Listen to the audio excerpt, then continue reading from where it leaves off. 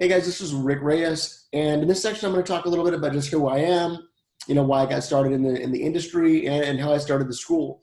So I got clean and sober in 1996, and when I first got clean and sober, I got clean through a faith-based program, and by visiting family and just kind of changing my location and some things about myself.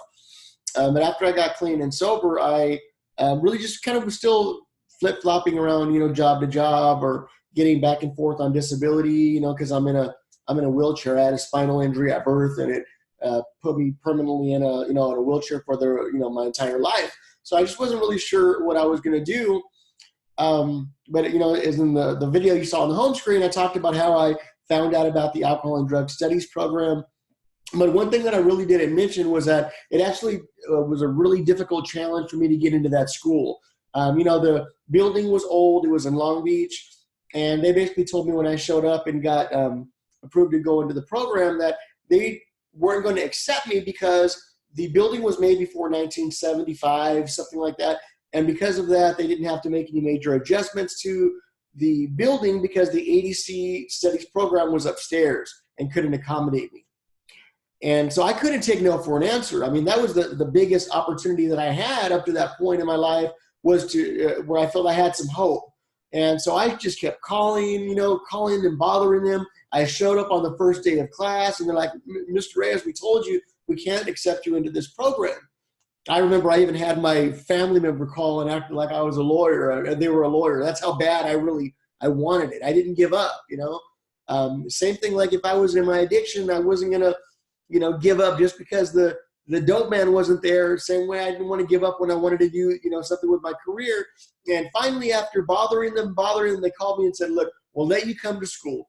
They said, but just so you know, the teacher for the ADC program has been upstairs for years.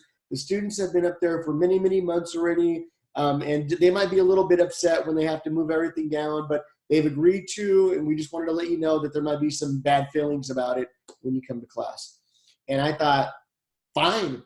It didn't matter to me if anybody was upset because this was what I wanted. It was my future. And you know what? Amazingly enough, nobody was upset, or at least they didn't give me that impression. I went into that class and I just absorbed everything that I could. I was excited to learn. And when I went out to do this internship, I felt so excited finally after about 6 months in the program, because I was actually able to go out and run groups, do individual sessions, complete assessments with counselors kind of supervising me.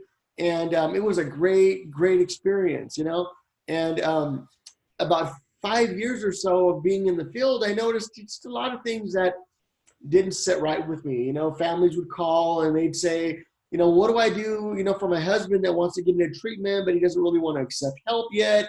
And they would get the answer, well, we can't, do anything for them unless they call on their own.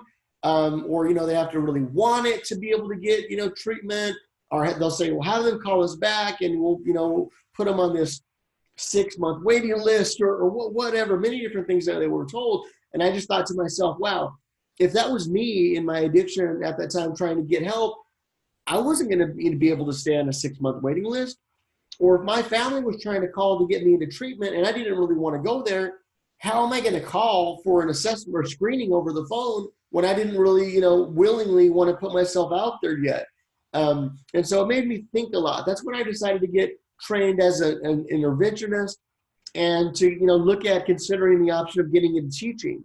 After about 5 or so years in the field, I got some calls a couple different times from my previous instructor and my first director, and they asked me if I'd like to come back and teach for them. A couple different times, the timing and the position wasn't right, and it just didn't work. But after a while, they were able to make me an offer, and everything kind of aligned, and I accepted the position. So I worked for a couple different schools out in California as an instructor. There was another program that's still out there that I was hired as their alcohol and drug studies director. So I designed and developed their curriculum for them to be, approved by the board. And finally I got to the point where here we are today. Why are we here? Even though I love this profession and the counseling students are eager and they're pumped up. Now, not all of you guys are in recovery. Some of you are, and I congratulate you on that. Some of you have maybe seen your family members and loved ones in their disease of, of addiction, and you want to learn more about it. You want to, help other families, like yourself, and that go overcome and go through the things that you've gone through. You can relate on that level. That's why this is so different than any other profession like medical assisting or pharmacy technician, because there's a personal connection, a personal investment, into this profession.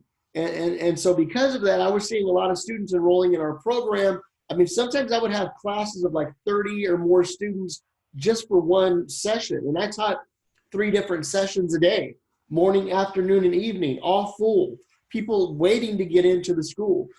Each of these students paying way over $18,000 for the program. Now, even though I knew I was trying to give my students the best I possibly could, I still knew that there had to be some other alternatives. I just didn't know what they were. I knew that there were some programs offered at the city college and some other, junior colleges and universities that maybe were a little bit more affordable. However, those were 2-year programs, and I also knew not everybody wanted to go back for, a 2 years to get their education. So I said, listen, I'm going to relocate out to Arizona. I'm going to take a couple years off, spend some time with my family, and work on some projects that I never really had a chance to work on before. My wife also works in the field, works for a treatment program. So we sat down along with some colleagues and the advisory board that we now have out in California, and we developed the curriculum for ADCSI. After a couple of years of developing that curriculum and connecting with the right learning management platform and trying to connect with the live, conferences that we're going to use for student interaction, we finally got it, to the point where we felt that it was perfect. Now, even through the years, since we've been open over 7 years, it's even better now. Technology has advanced. The learning platform is amazing and interactive, and you're not just sitting in front of a boring screen reading a bunch of text. The same way, you're watching this video right now, maybe a lecture that you'll see, or more than likely, we're going to be live with one another, actually talking through, the curriculum and through your lessons and reviewing your assessments and treatment planning and working on some mock counseling skills and things of that nature. Technology is definitely in our favor right now. So that's what I wanted to do, is put together a price point and a curriculum that allows you to get your education without having to accrue that additional debt.